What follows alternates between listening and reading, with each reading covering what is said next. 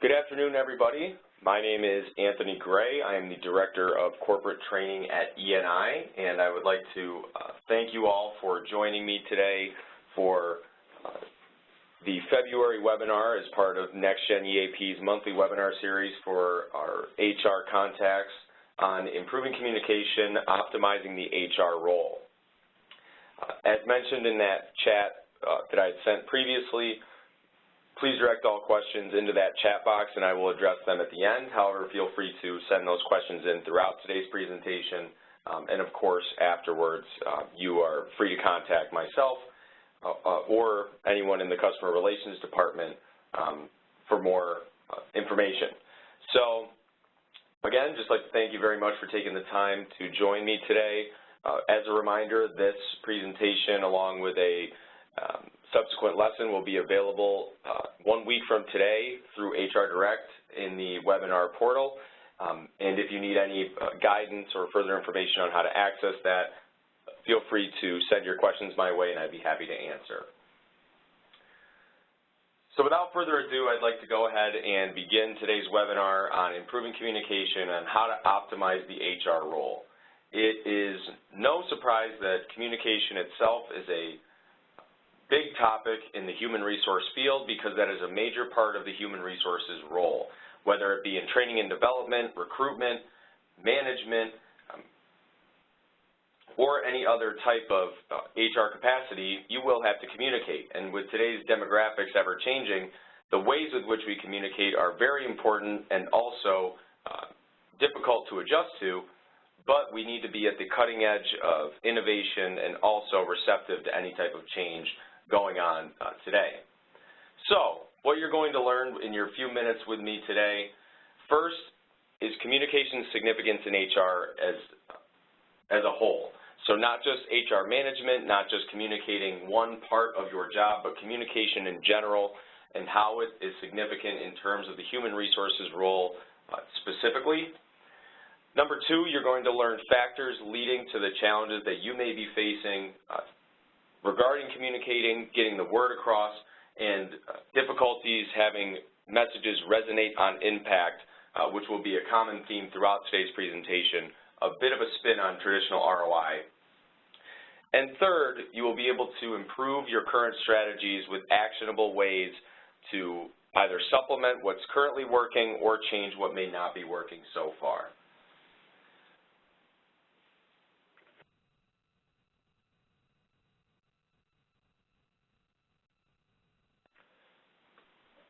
For your use, I've provided a short list of information that HR is responsible for, or at least perceived to be responsible for, communicating to their employees. And this can come from the C-suite, the executive level. This can come from an organizational culture standpoint. But I just decided to provide a small list for your reference just to give you an idea of what we're talking about in regards to what we need to communicate. First, you're probably responsible for important company dates such as open enrollment, flu shots, holidays, staff meetings, timesheets when they're due, payroll information, and more. You're also going to be responsible for communicating your company or organization's policies and compliance information, new hire orientation and current staff development, whether it's recruiting new employees and welcoming them to your organization, or having meetings with current employees to improve their skills or fast-track them to the road of management. Also, employee relations issues, one of HR's staples, whether it be coworker conflict or a struggling employee in general. As your EAP provider, we understand the difficulties surrounding that, but we also understand that that's one of your primary roles in human resources. Whether an employee is upset due to a coworker conflict, they don't understand their benefits, they are frustrated due to lack of upward mobility, the reasons go on and on. But you will still be responsible for those employee relations issues. Of course, benefits and pay is a major type of information that human resources is typically tasked with communicating. Any organizational change, such as downsizing or merging and acquisitions or relocation, any type of organizational change at all. And not only are you responsible for communicating a change, you're also responsible for being a champion of change and making sure that not only employees understand what's going on, but that any transition that is going on goes smoothly. And oftentimes you're posed with the question, well, what does that mean? What's the answer? I'm asking you. And maybe you don't know the answer, so maybe you even need to communicate that you are unsure what a change will bring. And that can put you in a very difficult position. And of course, any wellness initiatives or any type of internal benefits or internal communication through newsletters, changes in teams or parties going on. Oh, and by the way, you're also tasked with the ever so fun task of answering any and all possible questions. So regardless of if it's about benefits or anything HR related, you're also going to be getting a lot of questions sent your way on a daily basis. And we understand that here at E&I. We are no stranger to that. We are not immune to the ways of the employee.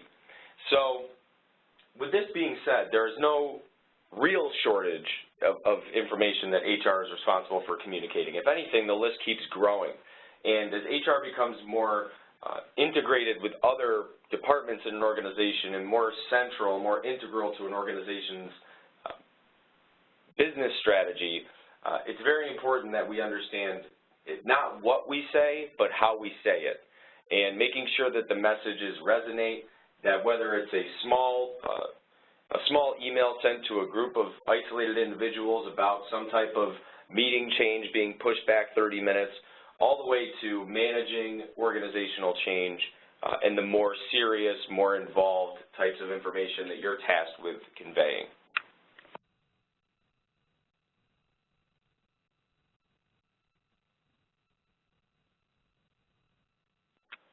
You may be asking yourself now, well, where do I start, right? Where do I begin? How do I, myself or my HR team or both, make sure that these type of challenges that we're facing regarding all these different information pieces we're supposed to communicate don't happen to us? Or how can we possibly avoid these risks?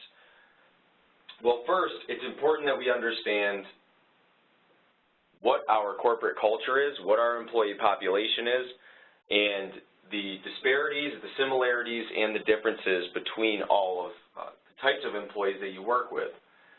And that's going to begin just as a sample of information here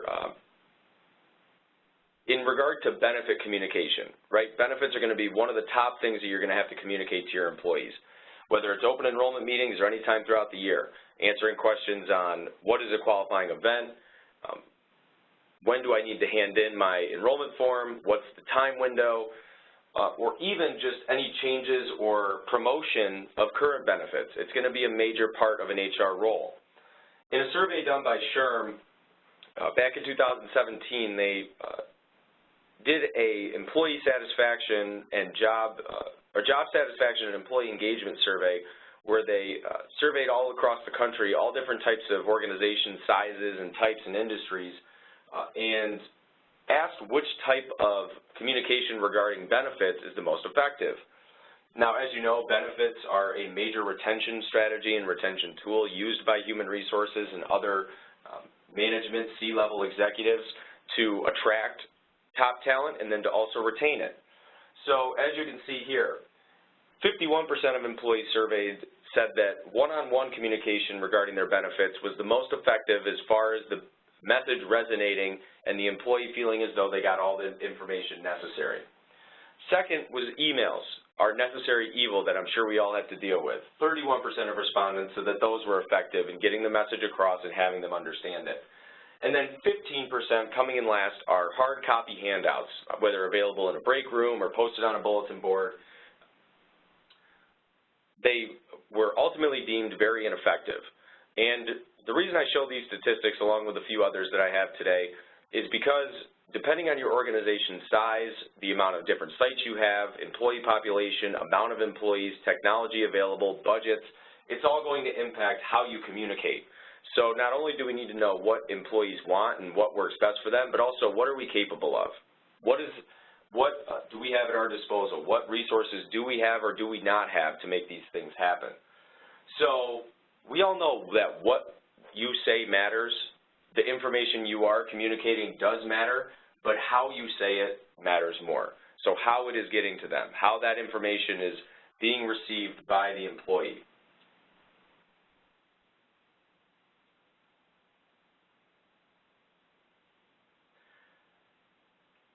Now, effective communication is dependent on several factors. Among the most are staff size and employee population, different locations, your workplace environment, and the HR structure. When we take a look into our spin on ROI, which is our term for resonating on impact, it's safe to say that communicating effectively is easier said than done. No irony intended.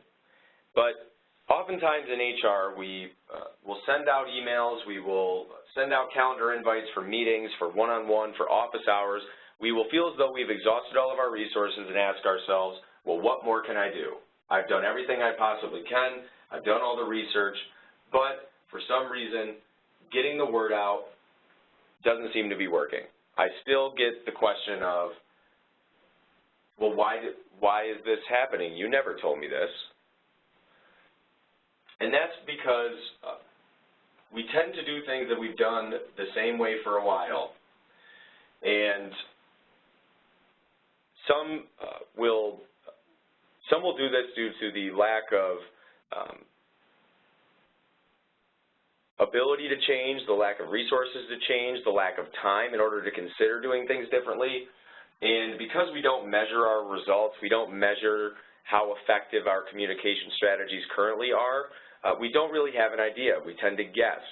So luckily for organizations like SHRM and other organizations with which you could pull statistics from, they give you an idea generally of what certain employees want based on those age, stage, demographics, and other information. Now, another reason for poor communication has to deal with directly the HR function. Depending on the organization's size and technological capabilities and also budgets, an HR team can be any size from 1 to up to 30 people, each with individual roles, whether it is benefits, payroll, compliance, risk management, or even just HR managing and employee satisfaction.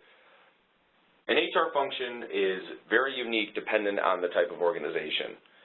But one of the reasons for poor communication or poor ROI, again, a term that we call resonating on impact, making sure your message, once sent and received, resonates, meaning the employee understands what the information is, they can fully retain it and use it in the way that it is intended when you send out that information.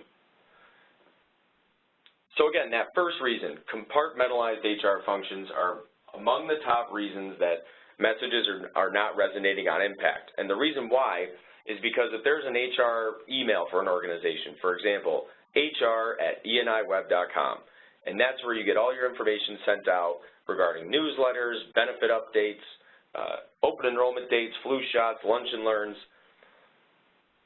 and you have a question about it, maybe you want to reply to that email, but there are only a handful of HR folks that have access to that email and they're all busy, so you don't get that answer. But because of that compartmentalized function, other members of an HR team are not able to answer pertinent questions or be there when an employee is in need. Also, inconsistent methods, which goes along with compartmentalized HR functions. When HR teams are not working together and not on the same page, there tends to be inconsistent methods, whether it be with branding, type of communication sent out, or timeliness of communication methods. One of the most common themes you'll see throughout this webinar is the lack of metrics or measured results. We often say to ourselves, I don't have enough time, there is no time in the world for me to get this done, and that's understandable. We all get overwhelmed. However, just as it's important to follow up when you have a conversation with somebody or you've had a conflict resolution, it's just as important to follow up when you do these initiatives, when you begin communication strategies, to figure out how well they're working.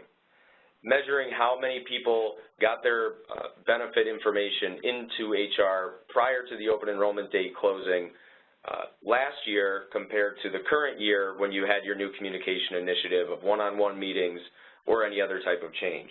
Having those metrics and measured results not only figured out but also implemented into a process will put you into a better place because you now have gotten rid of the guesswork of figuring out what works and what doesn't, right? Instead of just sending out emails, sending out voicemails, or putting up banners and hoping that it works and saying that after you send it out it's done, there's one more step we need to be able to take.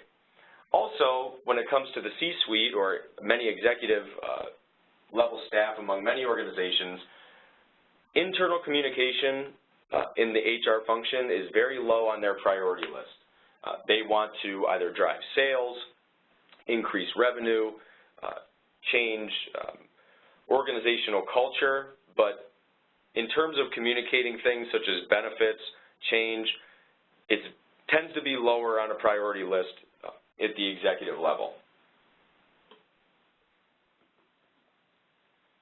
And the last two bullet points there that contribute to lower ROI, resonating on impact, are complacency with the status quo and resistance to change, and they tend to go one and the same.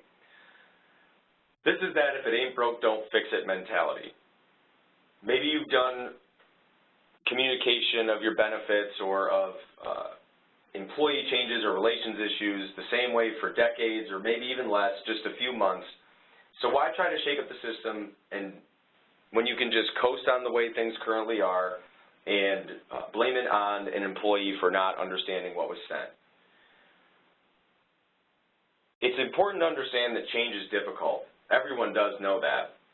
But change doesn't always have to be a struggle.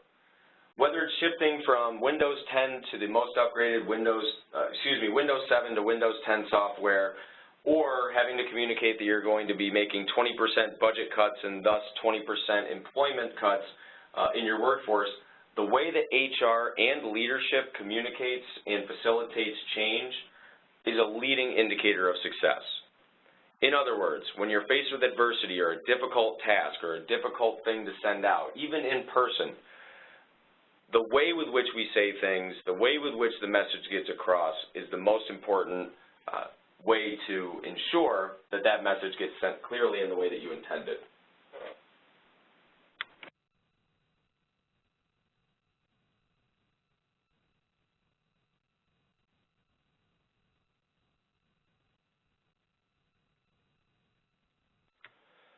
Communication's effect on engagement is very large, and it's very impactful.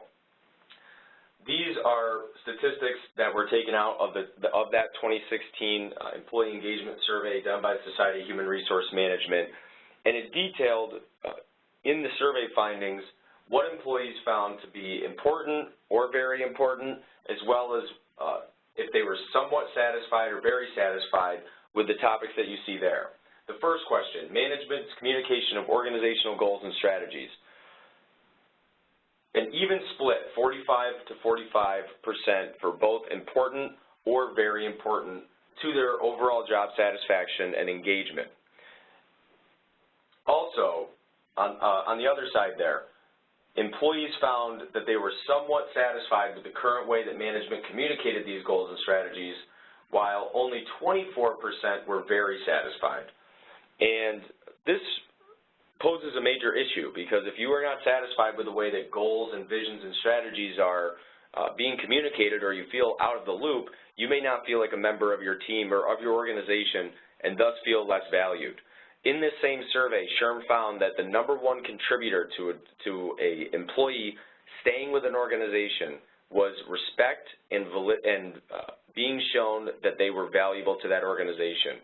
And below that, it indicated that they wanted to not only be respected in general, but also kept in the loop with organizational strategies and goals and initiatives. So they knew that whatever their role was in the company mattered and was going to strive towards that goal. The marker below that, the next question regarding communication, they tried to get results on employees' opinions on communication between departments and business units. So whether it's between marketing and sales or customer service and finance, right? 53% found this to be very important, 53% important, 36% very important, and a little bit alarming, 38% were somewhat satisfied and only 21% were very satisfied. Now this is all across different types of industries and different size organizations. However, you see a trend. Both of these communication examples are extremely important to employees. However, they do not feel as though it's being satisfied on the other end. They feel as though it may be spoken out to external customers, but maybe doesn't translate to actual internal communication strategies that are effective.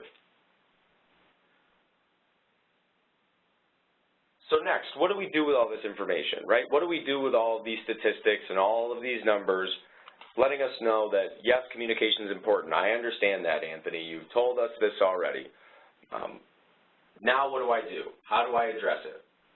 How do I improve it? How can I make this business case to focus our energy in HR with all of the abundance of time that we have, which, of course, I understand we all don't.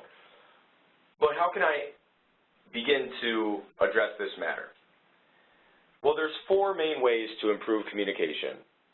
Number 1 is assess your current return on investment, your current resonating on impact of all of your messages. 2 is identifying important factors contributing to what is working and what is not working.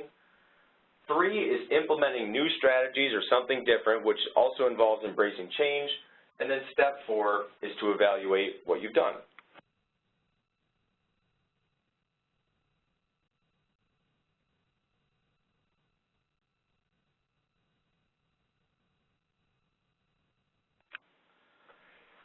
So step 1, assessing your current ROI.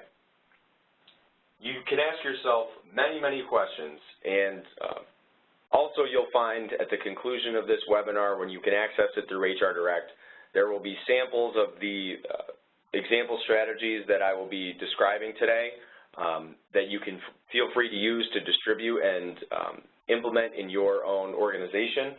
And one is a resonating on impact survey. And it measures a few things. Again, very basic document, very easy to distribute. But for example, how many employees do you need to reach? Not in general. Of course, you can gauge your entire employee population, but how many employees need to hear this message? What's the primary method of communication used for all employees or for that demographic of employees? And how often do you hear or have heard in the last year, well, you never told us that. I wasn't made aware. That never got sent. I didn't receive that email. I don't have email. How many times did you see those roadblocks in a given quarter or a given year? When you begin at this point, you can understand where you stand as far as what is working and what is not. Assessing that current metric. What are we doing that's working? What are we doing that is not working? Because again, you're not attending this webinar because you've been utterly unsuccessful in communicating benefits or important dates or employee relations issues or updates to your company policy, new hires or new hire orientation. You're attending today's webinar and subsequent lesson, hopefully, to understand that there are ways to improve and how to identify problem or target areas. So first is to assess that current level of resonating on impact. That message is sent, it's received, and also acted upon if action is necessary.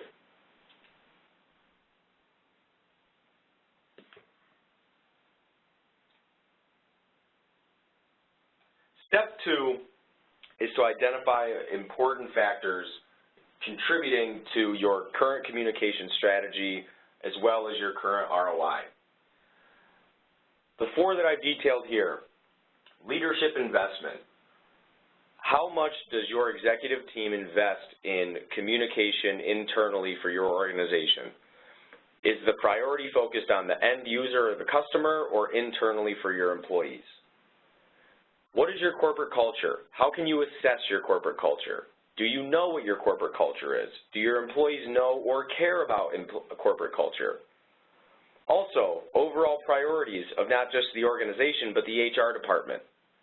What is ranking numbers 1 through 5 on your list in terms of importance or timeliness? And then lastly is the HR function. Now, I want to take a step back when I mentioned the HR function as being an important factor in communication. I'm not here to tell you that you need to completely restructure your HR team's functions. What I am indicating is just an analysis of what each person or individual in your HR team handles on a daily basis. What are their responsibilities? What are their job roles? But beyond that, what are their skills? What are their strengths? How often do you as an HR team communicate with your employees outside of having to have a disciplinary meeting or have a sit down regarding a benefit question?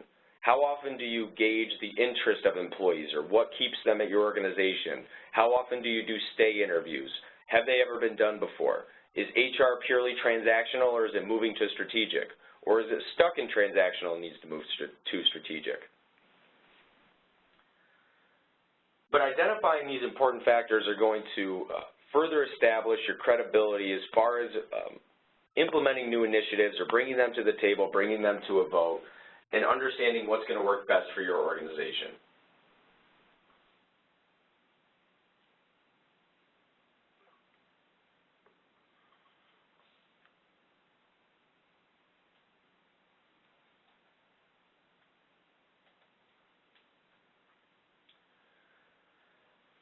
Step 3, what you've probably been anxiously awaiting throughout all of these slides of statistics and reasons why communication is important. I've broken down here simply to 3 main types of communication strategies based on each organization size. So if you work in what we call a small company, anywhere from 1 to 100 employees, or medium, 101 to 500, or large, 500 plus, you're going to have different challenges. You're not going to have the ability, for example, in a large organization, to have one-on-one meetings with all of your employees, unless your CEO or your board or management team is okay with you spending your time that way. Chances are it's not going to be the case. However, there are things that you can do no matter what the size of your organization. So whether it's small, medium, or large, you can still have an impact and improve your communication strategies. And I'm going to walk through here why each of these strategies works best for each size organization. Starting with the small companies, 1 to 100 employees, you can implement something called a pulse meeting. Now, what pulse meetings are frequent meetings at least once a week, if not twice a week, within a department or interdepartmentally, depending on what you choose, that gauge the current level of satisfaction, any challenges that have been faced, any type of problems that need to be resolved, and also to brainstorm ideas and to bring everybody in as a collaborative member of a team. Because one of the major problems regarding employee engagement is that employees, especially new employees at the entry-level positions, feel as though even if they have a good idea that they're not going to share it due to fear of being made fun of, being alienated, not being perceived as knowledgeable or even qualified to display new ideas. So what pulse meetings do are they build rapport with your employees, they keep them in constant contact, and also they keep management or HR level employees on the same page and in the loop on current things that are going on so you can get ahead of things before they become issues. Now, pulse meetings do not need to be 1-hour sit-down lecture-style meetings. These can be very informal, 20-minute meetings that if anybody has ideas or challenges that they'd like to describe or brainstorm, that they're free to do so. And it's important that it's established by the facilitator, in most cases an HR rep or a manager, that they let the employees know that it is a safe environment. You can bring up ideas or concerns without fear of being ridiculed or talked down to or otherwise mistreated. Below that is office hours, setting aside a time at least 1 day per week for at least 1 hour where you have open office hours that employees, managers, or other members of your organization can come and sit down and talk to you about just about everything, work-related of course, and receive that one-on-one attention. If you remember from those slides earlier, 51% of employees total felt that one-on-one communication just for benefits was most effective, but when it came to overall transparency and job satisfaction, one-on-one communication and availability to have a relationship with a direct supervisor ranked over 88% for job satisfaction likelihood. So office hours are an excellent way to facilitate that communication. Even after you send a mass email or a mass communication strategy, you can include that you'll have office hours at a certain time that people can come and voice their concerns or their ideas to you. Also, you can implement stay interviews. Now, stay interviews are a play-off of exit interviews, where stay interviews are interviews with current employees, any level from entry to senior management, that gauges how satisfied they are at their organization. What is keeping them there? And as opposed to an exit interview, which mainly serves the purpose of having an individual explain why they're not staying there or why they are moving to another opportunity. A stay interview can help not only boost your corporate culture, but also get ahead of potential issues if they arise during that stay interview. And in general, any type of one-on-one or intimate level contact with employees shows that not only you care, but that you value their opinion and that you're going to take the time out of your busy day to interact with them and let them voice their concerns or their strategies.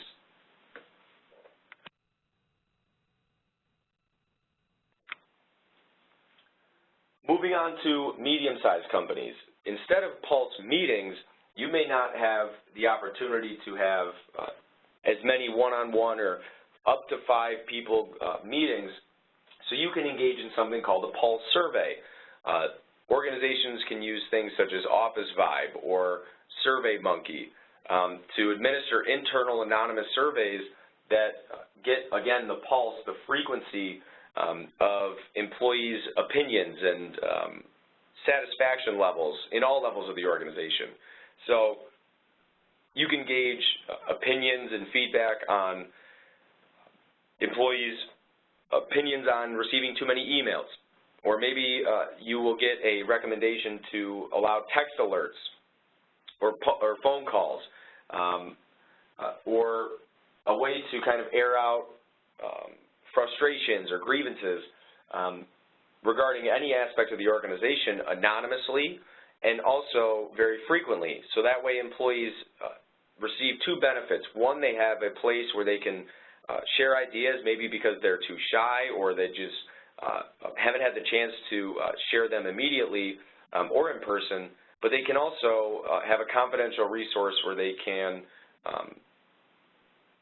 bring up an issue or a suggestion without fear of it being connected directly to them and remain anonymous.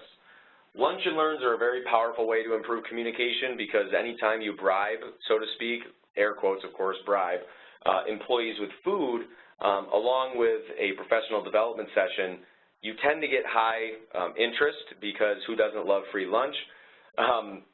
But also, you can have these lunch and learns surrounded by internal things. It doesn't have to be an external speaker such as myself, you know, discussing a stress management training or even an orientation on their benefit. It can be a lunch and learn on brainstorming new initiatives or ideas or asking for input on company-wide initiatives or things that they think that would make the organization or their department better. Lunch and learns are an excellent way to engage and improve that communication as well.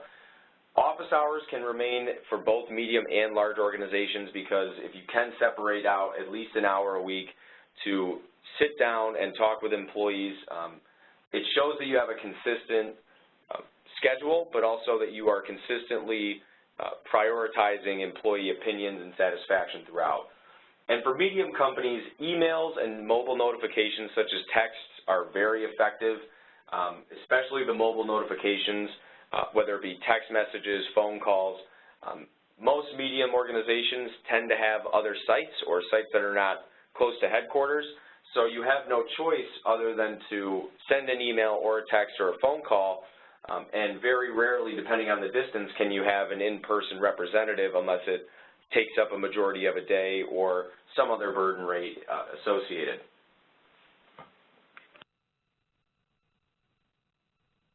Now, for large companies, you can do something beyond pulse surveys, and those are engagement surveys. Now, pulse surveys are very short, anywhere from 3 to possibly 5 questions, whereas engagement surveys are a lot longer. If you want to get a good gauge of your employee culture, anywhere from 25 to even, in some cases, 70 questions that employees can fill out anonymously and return, and you can get actionable metrics, or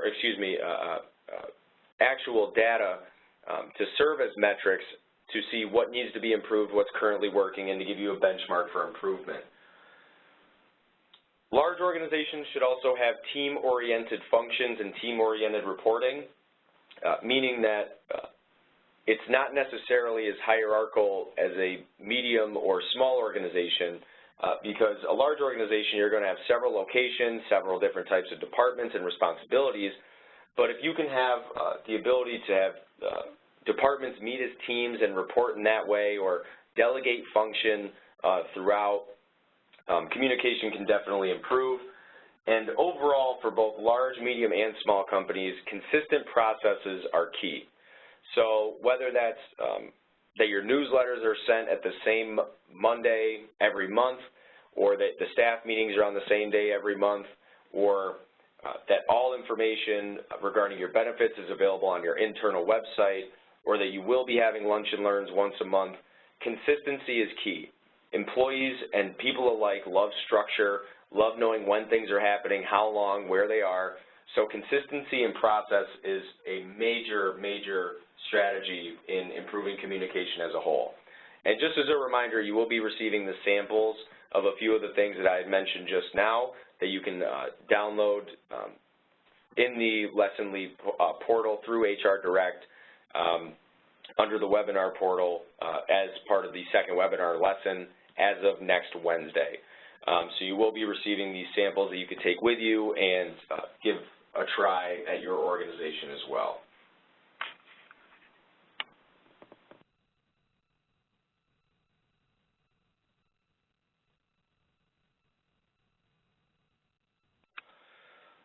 And the fourth step, the last way to improve communication with your employees as an HR professional, is to measure effectiveness through those metrics. As we just talked about, having those surveys are great. Having an idea of what people want is great.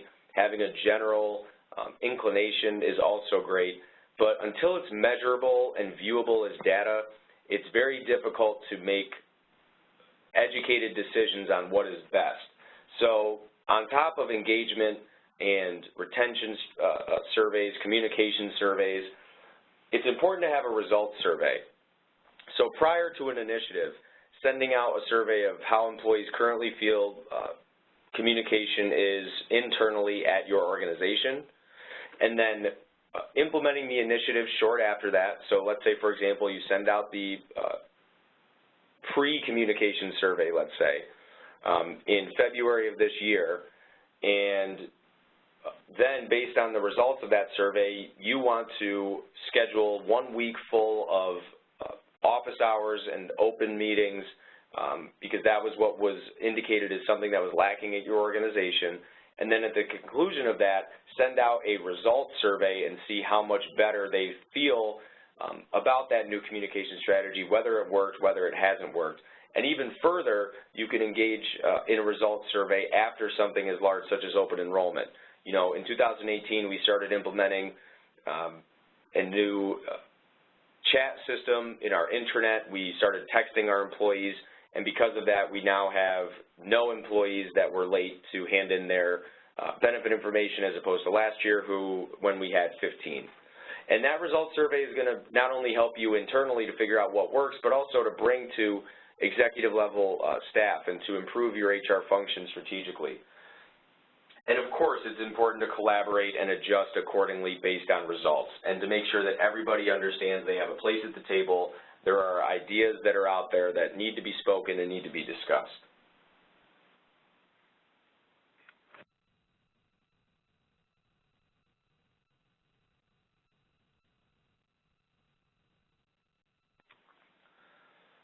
So today's takeaways. Number one, communication is clearly essential to strategic HR. One of E&I's core initiatives, and really our mission, is to transmit the message that HR is no longer transactional, nor should it be. It is a very strategic department, and it is a strategic role in any business at any capacity.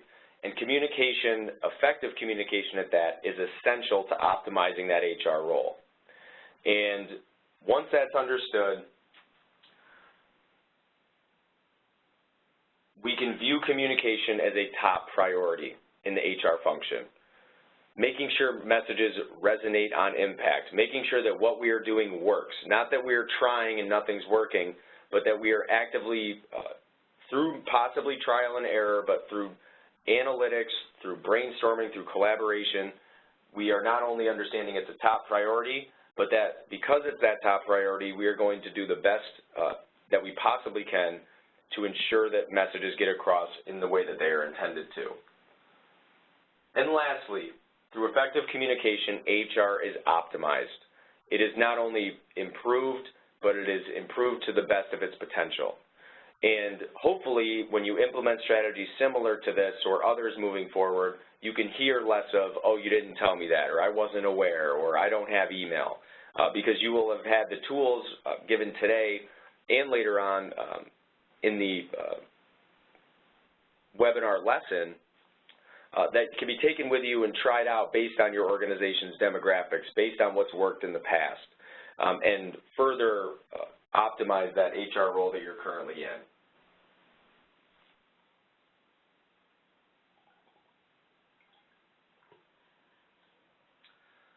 So with that being said, I will open the floor to question and answers. I know that we are all muted, but I will address any questions through the chat box if there are any, and I will go ahead and unshare my screen for a brief moment just to be able to look at these chats if there are any.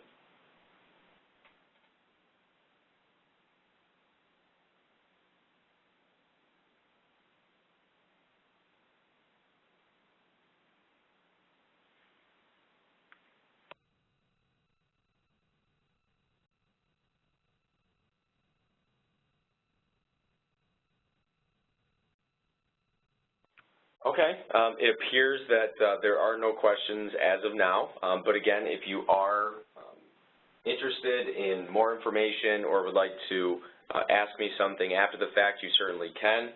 I would just like to thank you for attending today's webinar. You can always call our 1-800-327-2255 toll-free number anytime, day or night, or log on to nextgeneap.com to access the EAP member portal, as well as all of the additional services available through our EAP. And if you would like to contact me directly via email, you can reach me at agray@eniweb.com. That's agray@eniweb.com. So whether you want to ask further questions about the content of today's webinar, more information on how to access it on the HR Direct portal, or information on the strategies provided today, feel free to send me an email and I will get back to you as soon as possible. But if there are no further questions, I will go ahead and conclude today's webinar. Again, I want to thank you very much for spending your lunch with me, and I hope that you have an excellent rest of your day, and we will see you next month.